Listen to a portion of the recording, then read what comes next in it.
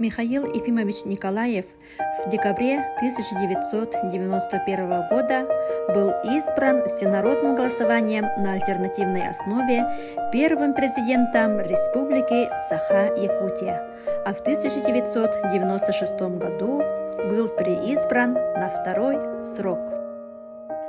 Михаил Ефимович Николаев является общепризнанным политическим и духовным лидером многонационального народа Республики Саха. Его жизненный путь является примером для подражания и образцом служения своему народу.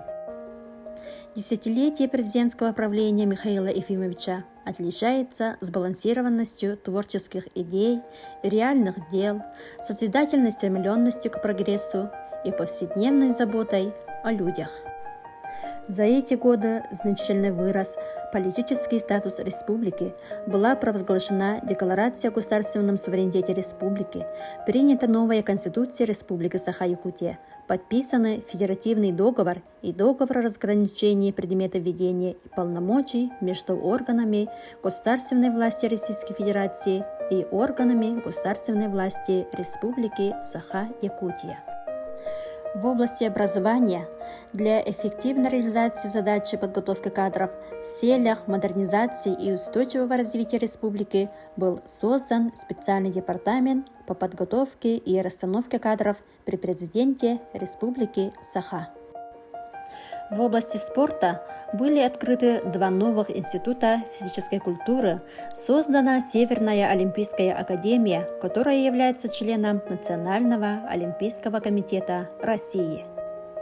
Михаил Ефимович Николаев является инициатором и организатором проведения в Якутске международных детских спортивных игр «Дети Азии», получивших всемирное признание и патронат Международного олимпийского комитета.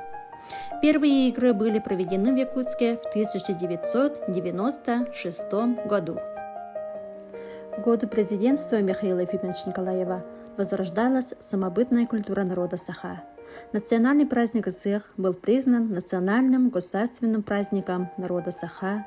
Особый статус в качестве национального народного сокровища получили музыкальный инструмент хомус, национальный танец осухай, национальные виды спорта и национальный эпос олонхо, который был включен в ЮНЕСКО в список нематериального культурного наследия человечества в рамках программы ЮНЕСКО «Шедевры устного и нематериального культурного наследия».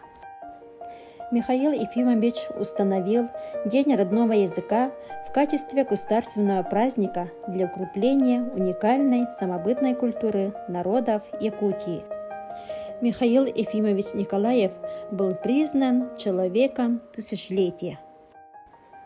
Восточная мудрость учит: сильный преодолеет преграду, мудрый весь путь. Михаил Николаев предан своей миссии, своей профессии политика, общественного деятеля.